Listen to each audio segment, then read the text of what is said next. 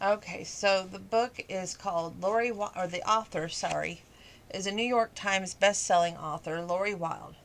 The book title is The Christmas Key, and it's a Twilight Texas novel series. So I'm going to read the back to you, which is pretty much the review, if you will. Then I'm going to read you my little notes because there's really two words that sum up the whole book. But we'll get to that in a minute. There's a legend in Twilight, Texas. If you sleep with a kismet cookie under your pillow on the Christmas Eve, you will dream of your one true love. She saw him in her dreams. It's impossible. Naomi Luther was standing face to face with the man she dreamed about over a year ago. Was it magic of the kismet Christmas cookie that brought him to her? Or is there even a greater force at work? All Naomi knows is she is falling hard and fast for the one man all good sense says she should not have. She was his buddy's sister. Rebellious Mark Shepard found an order in the Marines but chaos on the battlefield. In a mission gone wrong, Mark is injured and one of his fellow soldiers loses his life. Haunted by guilt, he arrives in Twilight to keep a solemn promise.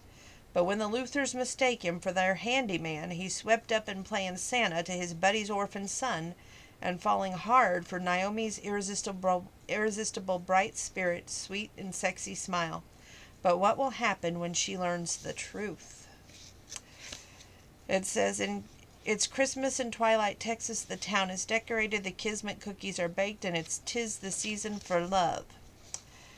And there is a page that she does share here, which is a little tidbit to wet your whistle to make you read the book, so I'm going to read that to you. Then I will read my notes. Are you asking me to kiss you? Not me, she pointed upwards, the mistletoe.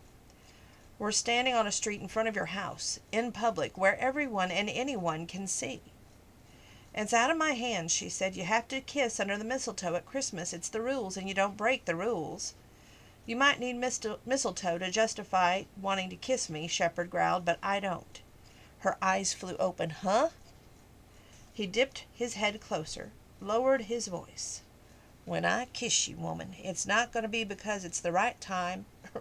Let me get this started again. I'm so tired and my head hurts so bad. When I kiss you, woman, it's going to be because it's the right time and the right place. Not because you're standing under a clump of some parasitic plant. It's going to be hot and it's going to last a long time and your knees are going to buckle. No mistletoe required. Count on it. So, of course, it's called the Christmas Key. There's this key that leads to a search for the fallen soldier's family. And it's basically a mission to return the key to that family.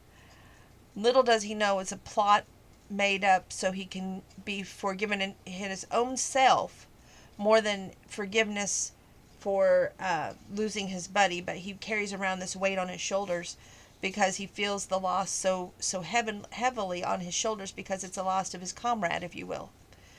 And it's kind of like love at first sight when he sees Naomi. You have to read the book to wet your whistle on that. It's really a great story. And the two words I told you about, divine timing.